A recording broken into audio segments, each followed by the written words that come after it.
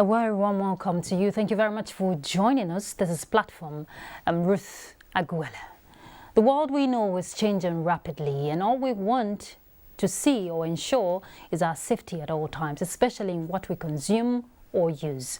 Now, of course, this cannot be achieved without due regulation and setting the right standards.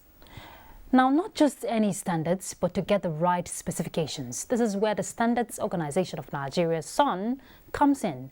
It was established by an Enabling Act number 56 of December 1971. The Standards Organization of Nigeria Act Cap 412 of the laws of the Federal Republic of Nigeria. SON is known for standardization and testing, quality control of products.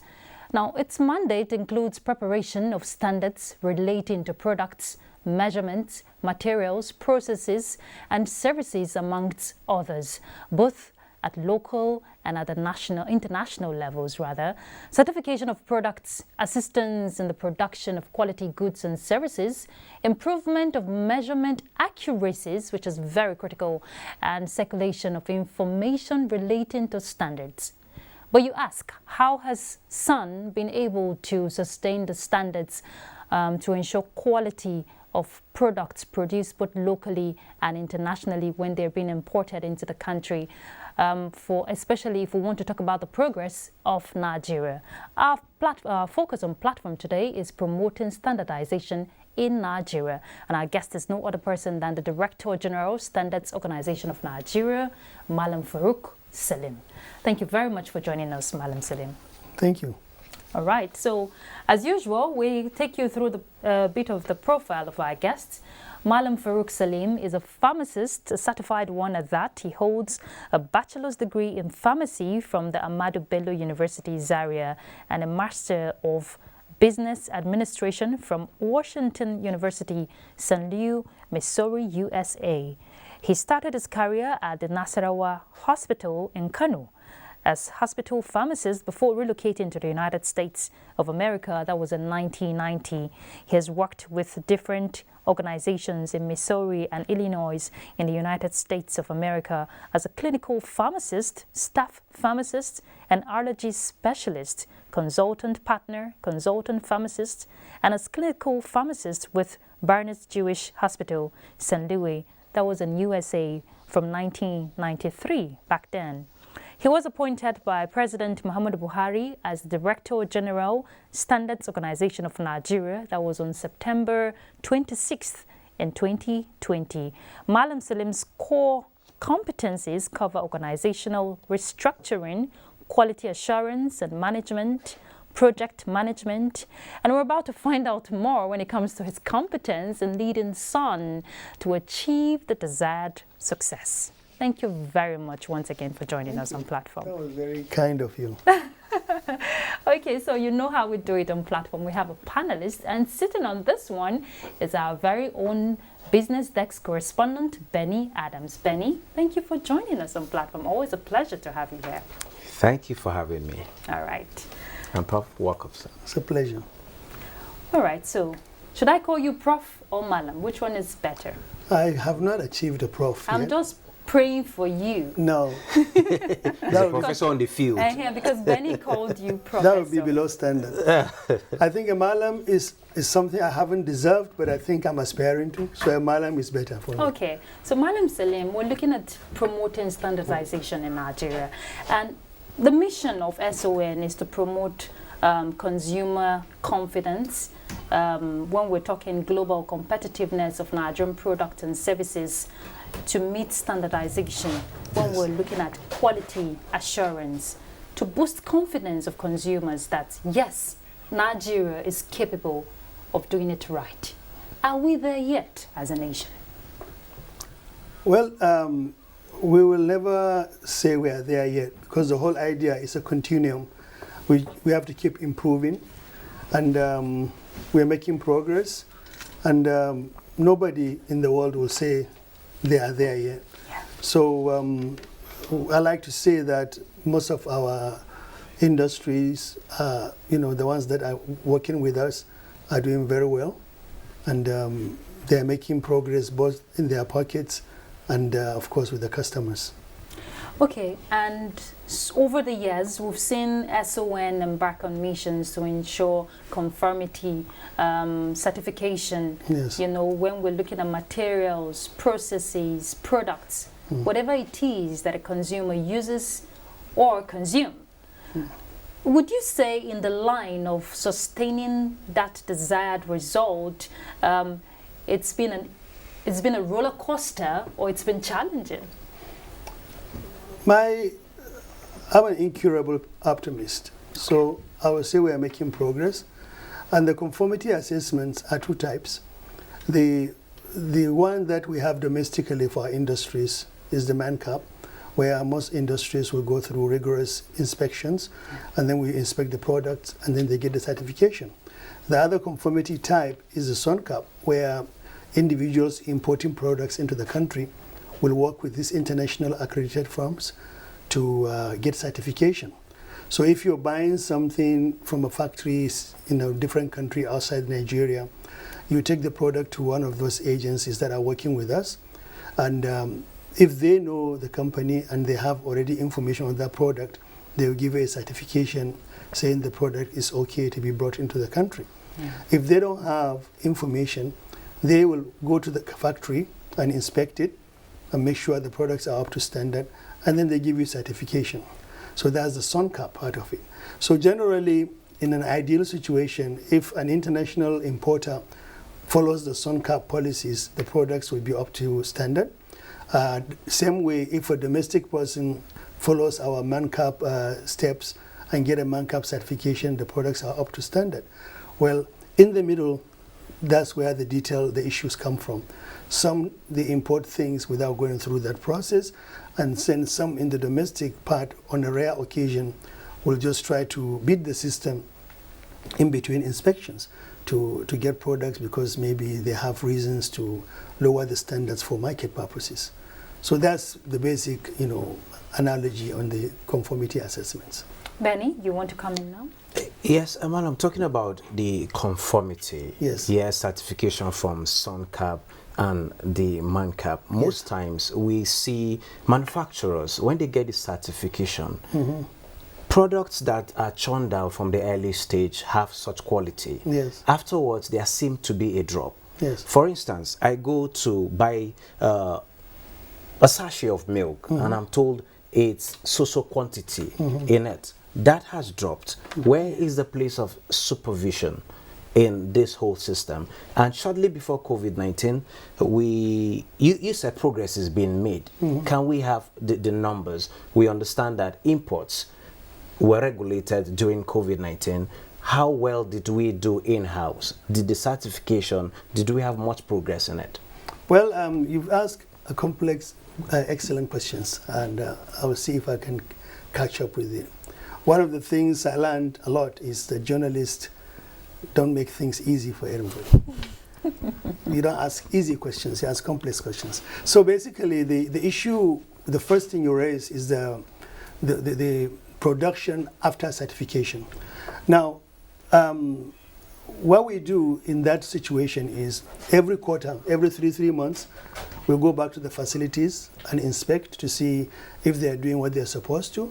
In addition, we have market surveillance. We have different departments, and we have about 45 offices around the country.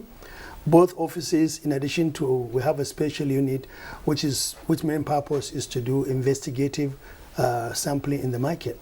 And in those situations, we do that on a regular basis. I'll give you a simple example.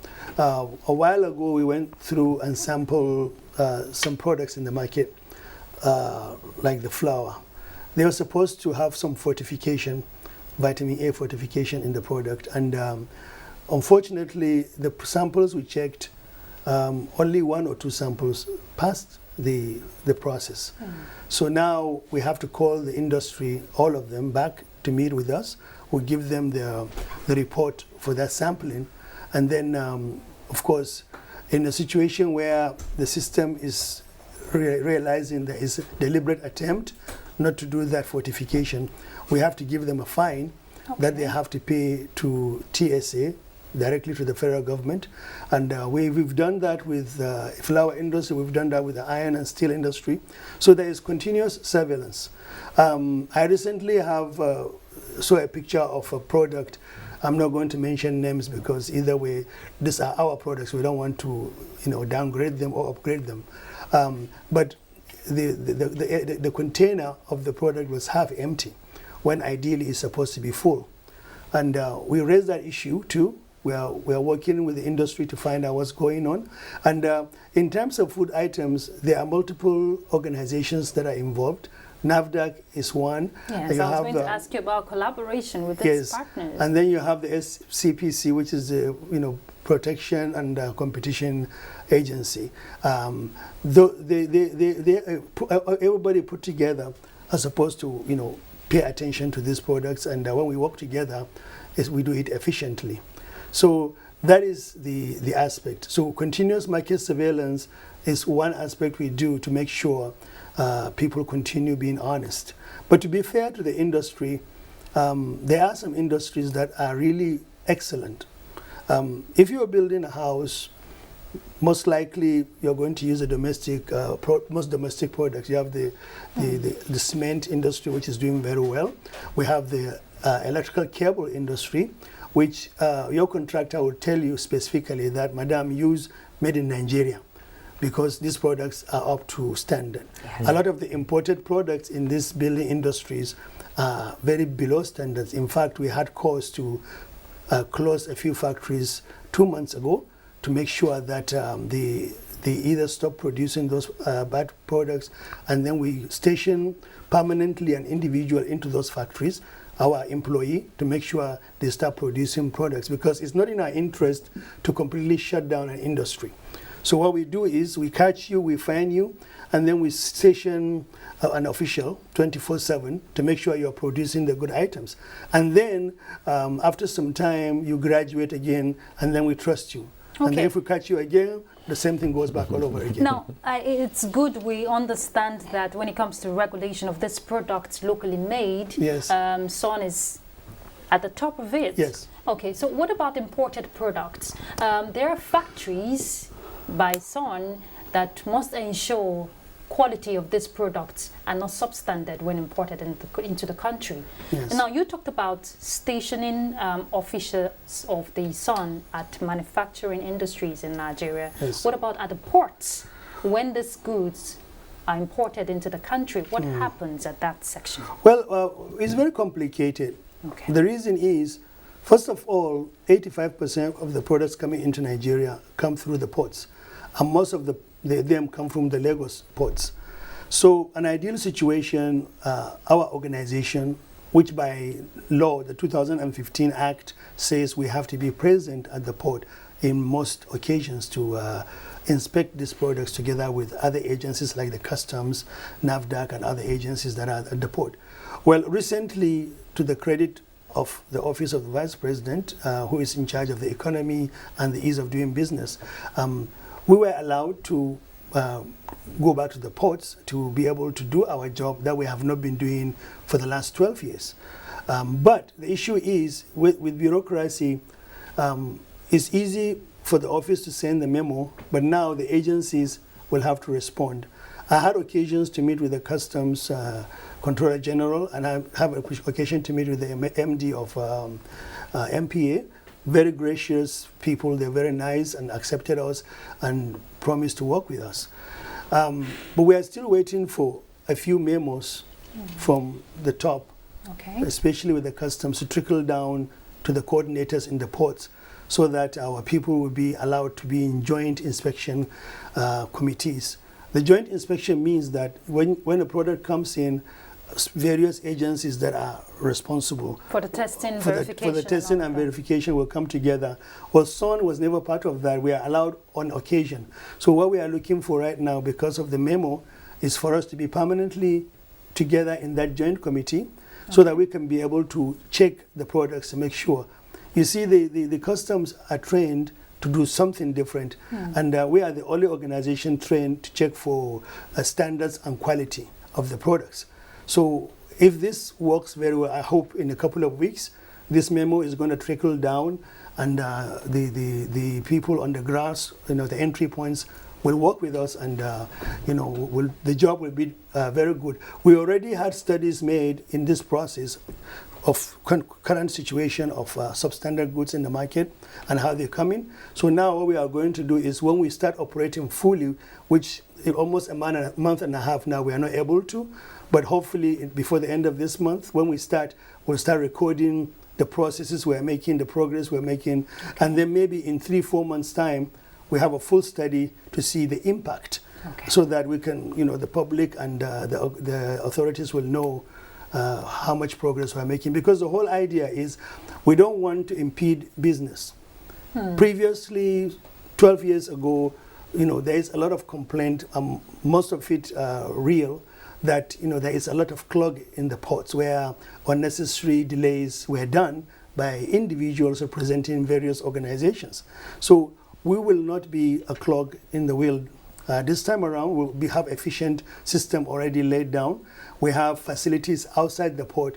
So if we have a product that we suspect to be a problem, instead of putting it in the port and blocking other containers, if the customs are satisfied with their part, we'll just release the product, and then we take it to our warehouse. And then within 24 hours, our labs will do the testing. And if the product is substandard and it cannot be, salvaged, then we confiscate it. We go through the court system. All the details are there to do. But if the product can be salvaged, or if the product is up to standard, within 24 hours, we release that product to the markets. We are not in the business of slowing down anybody's import, but at the same time, no country survives on free imports, because it will destroy all our industries if you open the door. Okay, Madam, talking about progress being made, we understand it's been 12 years of going back and forth, whether to be in the port or not to be in the port. But like you said, there's light at the end of the tunnel. How difficult or easy has it been for you that these products have already passed checks, at the customs, it might not just be what you've certified, then they get it to the warehouses and they get into the shops. How easy or difficult has it been for you to trace and to check this quality? And now that you're planning to go back to the ports, there is the issue of trade facilitation, ensuring that you don't have delays at the ports. Are you thinking of employing technology in the processing of this if you eventually get back to the port? Well, the two questions you ask is the ease of what we are supposed to do, and then the technology. I'll take the ease first.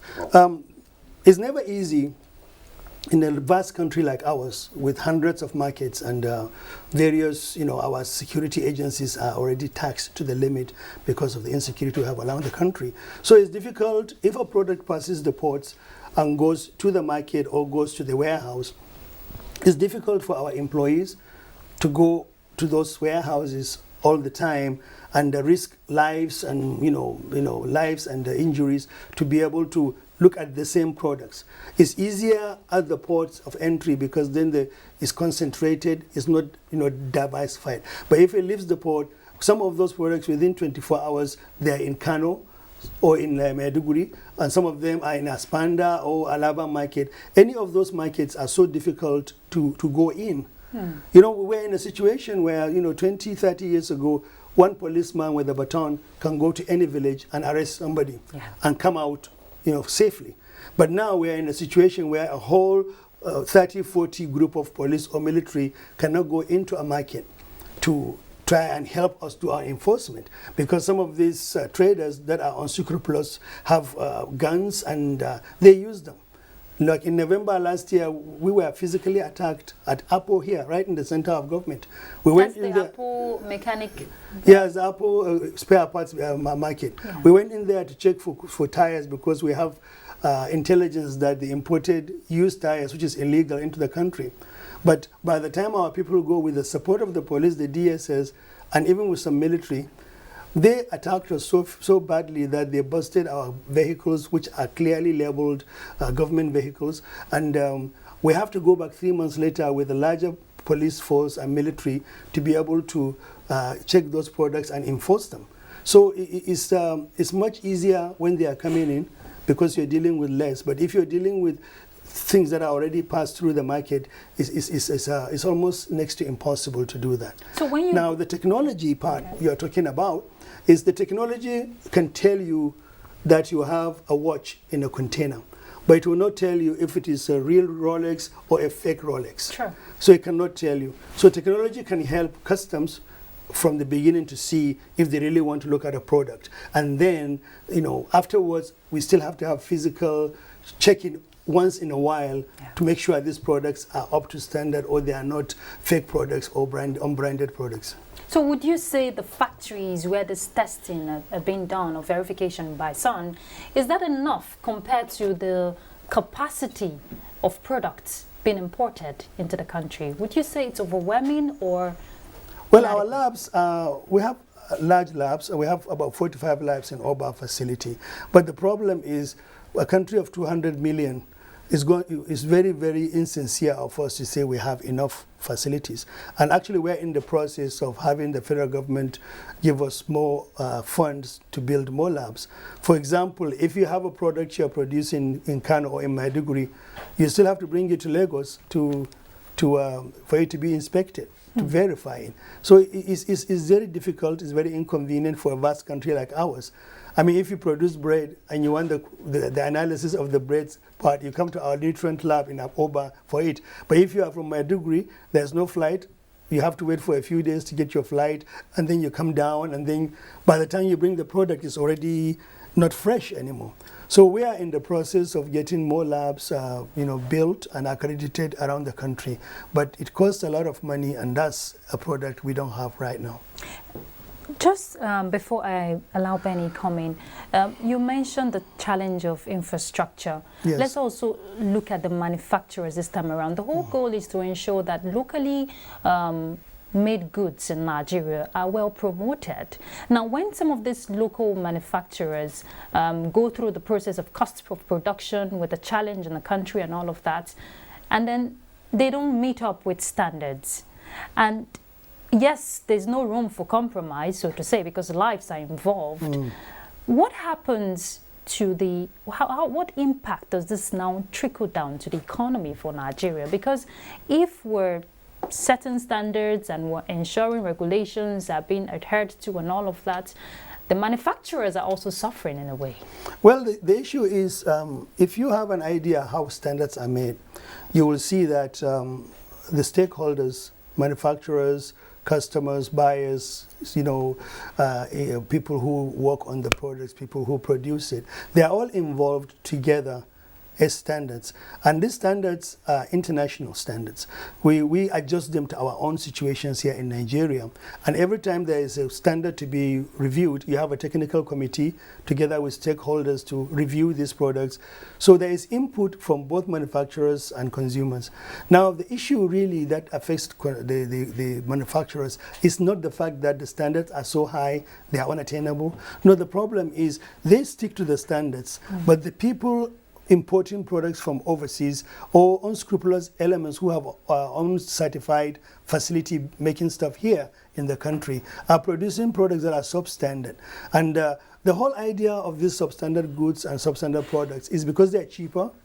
So because they are cheaper, they compete against standard goods. For example, if every product coming to this country is up to standard, still there is a possibility that our local manufacturers may not compete favorably, because most of these manufacturers overseas, they have the facilities, they have the subsidies from their home state governments. The electricity is different, the infrastructure is different. So we still have, as a nation, that's why some nations have tariffs, where in the US, I can tell you still, they have tariffs on steel imports into the country. Not because Americans don't have high class production of steel industry or everything else, but they realize no matter what they do, they cannot compete with subsidized steel products coming into their country from other countries. So that's where you have to mix everything. We check the standards, we make sure they're up to standards, and then we make sure our products coming in, they're up to standard. And then other associations, other agencies, part of the government, recommend to the government, Ministry of Finance, to increase tariffs on these products. That way, we allow even competition for our local industry. So it's a mixture of everything. Well, Malam, just recently, Yes. I got to realize that Sun is not just in the business of checking quality assurance for products Yes. and possibly services, but you've also delved into the education sector, checking Yes. the quality of Yes. that. How is that going? Well, the thing with Sun is that we have training sections in addition to our metrology, our standards making departments, our certification department. So basically education is one of them. We have an ISO program, I think 47,000, which is for purposely for educational organization. 2018. 2018, yeah. So, and then we do have management, QMS 9001, 2015. We have ISO 27,001 for the for the IT industry. So what we do is we train individuals in that particular industry, and then we certify them, and then we audit to make sure they are following the procedures. So all these ISO programs are actually there to make sure that the activity you're doing is efficient and is standard, so that people are treated equally and products are done properly, so that when you try to export them to the neighboring country, they meet those standards, and those certifications help prove to the customers that the organization is doing the right thing. So why education at this point? What does Sun hopes to achieve with that? Well, education is just a branching out. We've done other QMS for banks, management system, quality management systems. So this education just happens to be one of the products right now we are producing. It's nothing to do with the current situation in the country of education, but we feel there are a lot of other courses that we have that will help most industries, and some of the courses actually are consumer driven. Somebody will come to us and say, we're interested in this product, do you have them? And in those occasions when we don't have them, we send our people to go and train in the accredited places around the world, and then they get certification, and then we produce it. It's consumer driven. Right now we have people in the education sector looking for those ISO courses, and we are doing it just to make sure everything is up to date and efficient. Which is very important, because if you want to get it right at the top, you must start with the foundation. Exactly. And it's good, courses like that will be introduced. But let's look at the general public from a wider perspective. Awareness is very, very important. Yes. I know raids are carried out once in a while, but how often do you do these raids? And I know you have a program running on the network service of the NTA. Yes. But is that enough? No, it's not enough. Okay. But as you know, in your business, most programs are not free. So we try to juggle our budgets, and then we try to take advantage of programs like yours in the platform to make sure that we sensitize the public. And we do have other programs that we're doing around the country annually to sensitize publics. Sometimes is focused on sector basis. Like recently we had one with ports, importers, and the other time we had them with industries. So we do that on a regular basis based on what we can afford and what we can do. We have programs in vernacular, different languages. In fact, currently we are doing even translation of standards into various languages, so that our small-scale industries will not have to worry about English. If they are doing it in Yoruba or Igbo or Hausa, they should be able to read the standards and make their products up to standard. This is very important because of this current African free trade area, which we signed the program agreement. So basically, if products come from, say, Ghana coming to Nigeria, they will not be checked. And the same way our products going into these countries will not be checked, especially if they are certified. So the fastest way for our products to be certified is to get these vernacular standards that they can use to, stick to the standards. All right. Malam Salim, let's hold that thought there as we go on a break. We're back, so stay tuned. Sees that the Buhari-led administration has made remarkable progress, like Lafia Transmission Station nearing completion.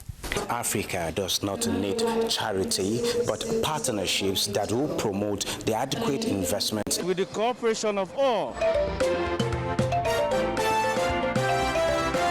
sharing firsthand the experiences of reporters on the field as they bring to you weekly the beauty of Nigeria's diverse culture and the economic potentials therein. The Correspondence, development through the eye of the grassroots, showing every Monday at 1:30 p.m. on the network service of the NTA, with a repeat broadcast on NTA News 24 and NTA International. Join us. Journey and not get to his or her destination. Really now, imagine a victim who cannot reach out to these responders, who doesn't even have the phone to reach out. Hello, thank you very much for joining us on platform. I'm Ruth Aguela. And the girl, especially if the girl is a minor, she's not yet 18 years, if she gets pregnant, realize that church girl is sent out of school and the boy is left in school. Just park to pick the call. So how much sensitization is the FIS? I don't agree. A lot of people are just defiant.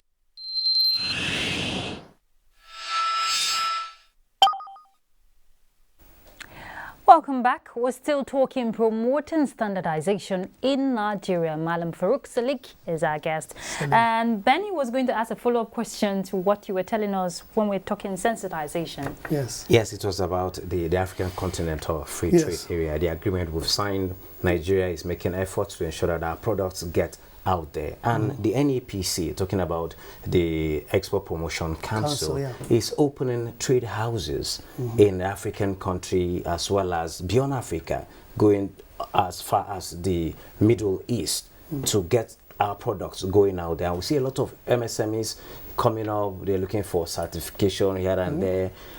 And I also know there is a committee in the Ministry of Industry, Trade and Investment that is in charge of halal certification. My question here is, are you collaborating with some of these committees to ease off some of your work, and what's the level of certification for these products going out as of now? Well, as usual, you ask for two different questions, halal certification and product certification. The product certification, essentially, we are working with other agencies because our responsibility is to make sure the products are labeled, packaged, and they're up to standard. For example, if you import a food product, you will see that there is a clear description of the nutritional contents of it. So if you try to export even something as easy as a kilishi, we don't care if we're eating it in Nigeria, whether it contains 10 grams of protein and 5 grams of fat. But if you're exporting it to a country where they don't know this product, or they want to know the contents because individuals want to know what they're eating, then you have to go through this analysis. So we have labs that does those kind of analysis, where we'll analyze your product, give you a certification, and then you package your product and you export it. So a lot of issues happening with export is that most of the exporters are not aware these services are available, and sometimes people are not aware to even have to use it before they export.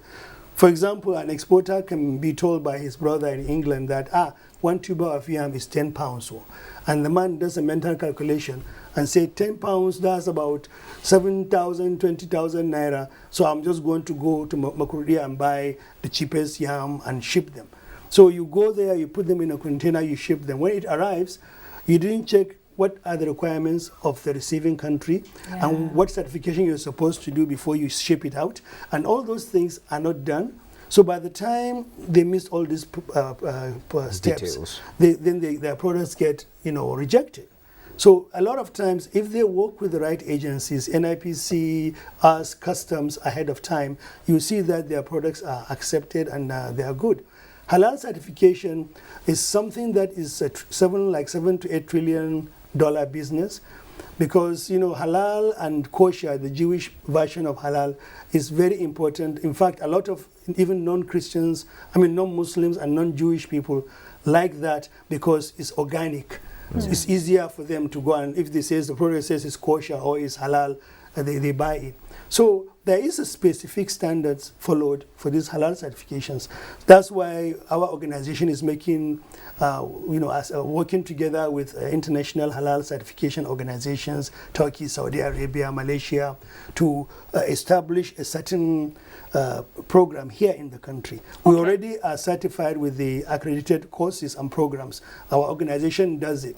So individuals who want to learn about certification and get certified, they come to our organizations, we train them. And eventually, what is going to happen is we will train other organizations too on what to look for and how to look for it. Then they will get our mark. We have this product authentication mark that says the product is up to standard or is halal, and then they can market it. Now, this part is very important because countries in the Middle East are closer to us than the countries they are getting their products from. Like, for example, Middle East get their meat products from Australia and Argentina and Brazil. When a product, a cow that is killed either in Lagos or in Kano can be flown to Saudi Arabia in 3-4 hours time. It doesn't even have to be frozen. So if we can go through the process of making sure that we can convince the people who are interested in the halal certification that this product coming from Nigeria is up to standard, is halal, is processed in the halal way, our market for these products will increase. And we are trying to increase our non-oil exports. It still boils down, Madam Salim, it still boils down to sensitization, because you agree with me that there are a lot of local manufacturers who want to export their product, but they're not aware of all this process, the whole product type certification for exports, the NIS, the mark of quality. They don't know the process they have to go through to get their goods exported. All they want is make money from what they're doing. That is true. Going global is just one short way. That is true. So is the organization working with the NEPC, Nigerian Export Promotion Council? In what well, way? you see, the issue of awareness, we do it a multifaceted approach. We have 45 to 48 offices around the country. In big places like Lagos and Kano, we have more than 3 offices. So access is within the range of the individuals. We have a website that we keep some of these things we do for the public. And then we do programs like I'm doing now. And we are doing sensitization programs on a regular basis. So the issue, honestly, is that we just have to continue our effort for people to realize we're here. This is what we do. We're here for you. This is what we can make for you, what we can do for you.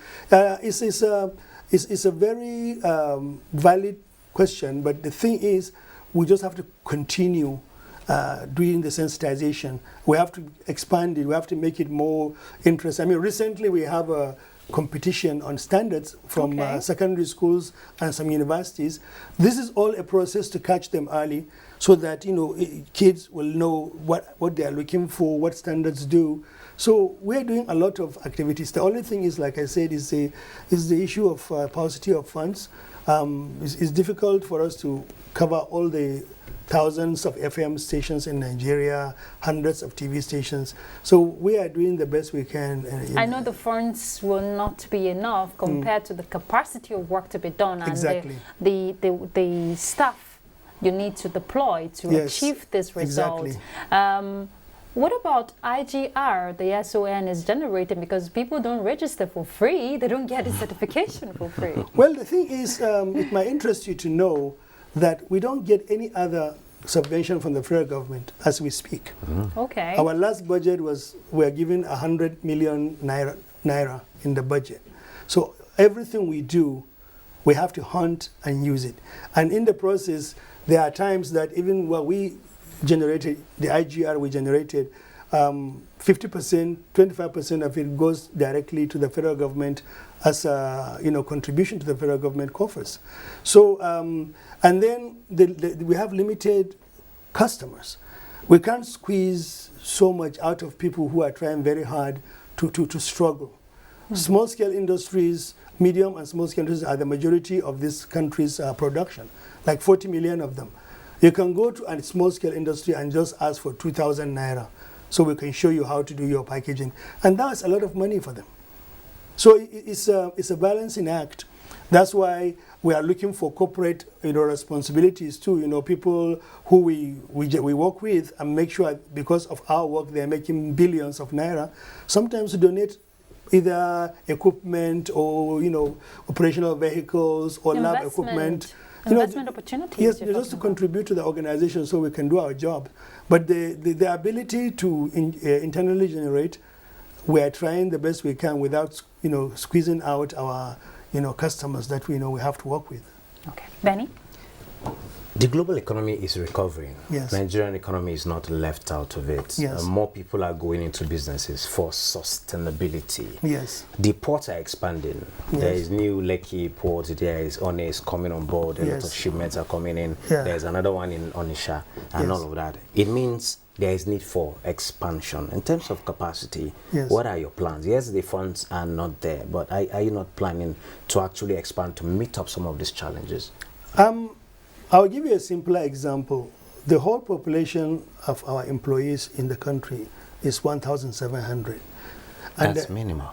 And when you go to compared to the workforce, so when you go to the Meteorology Institute in Egypt, they have more than 5,000 employees right now in just a branch of what Sun does in Nigeria. Wow. So, but having said that, even if we want to employ more people, which there are a lot of talented Nigerians out there desperately looking for work, there is no funds to pay them.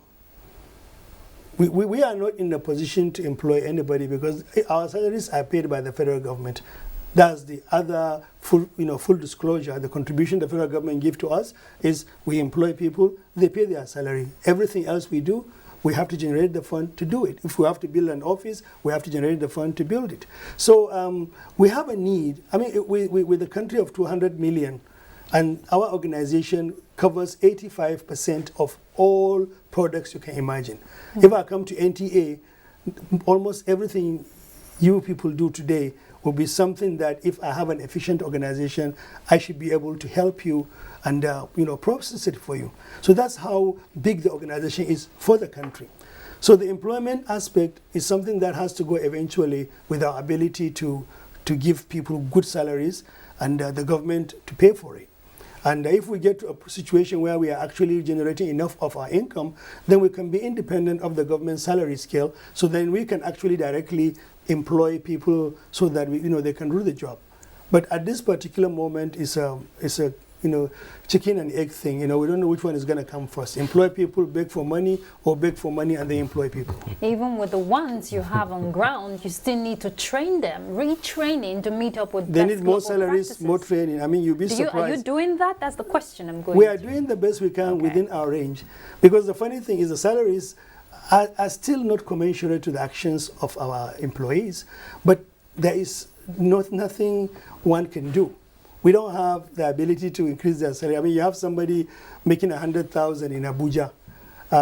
Even if they live outside Abuja, they won't find a place to rent for that kind of salary and then come to work and then do what they are supposed to do. So the thing is, it's the same problem all over the country. So it's something that has to be done in such a way that is sustainable without, destroying the organization. But you do the best you can in terms of training. Well, they get trained. You see, we have a training center, which the one I was just telling you about, the training programs, we do. So in addition to training the outside people, we encourage our employees to be trained internally on these programs. And we have on occasion send them out, sometimes even outside the country for training. But the resources are limited. And of course, because the resources are limited, we will not be able to train everybody at the level we want. But yes, our employees are getting as much training as we can afford to give them. Benny? Well, every year, every organization comes up with targets and expectations in meeting that target. Yes. What are the targets for Sun? Amid all these challenges that are coming up, what do you want to see you achieve over a period of time?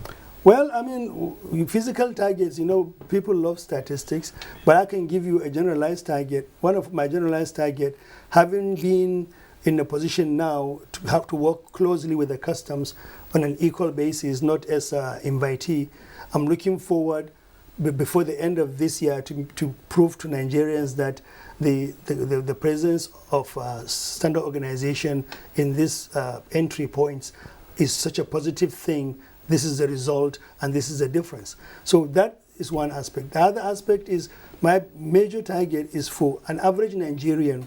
When they say Standard Organization of Nigeria, when they say SON, they will not think of the child they left in the house, but they think of an organization that is there to make their life better.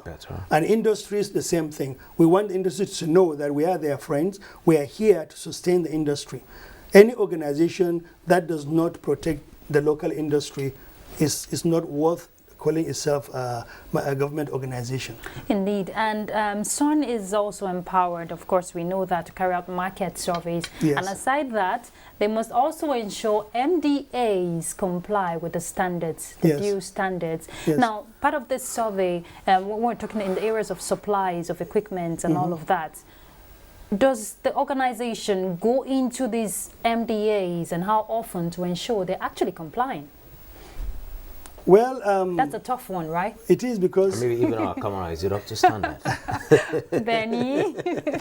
well, the point is you expose yourself. You know what we have to go through. Top standards. We you know what we have, you know what we have to go through before we start this program.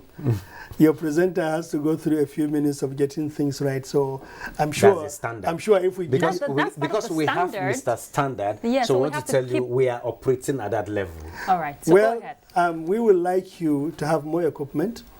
We would like you to have more modern equipment. NTA is not a case study now. We're talking other MDA. Well, he so started let's it. I shift didn't attention. start it. He started it. He asked me about what I saw. Okay. But on a serious note, I honestly think that we have a lot of MOUs, memorandum of understanding, with a lot of agencies, government agencies, and we work together with them. Now, we have no cause to say go to an agency and say like NAFDAC to see we're going to inspect NAFDAC.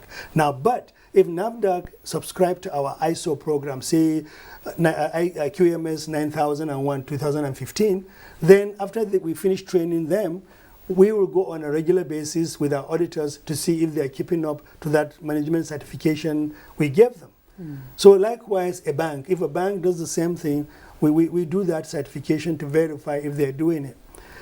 So our relationship with both private and governmental agencies is those kind of relationships based on those certifications.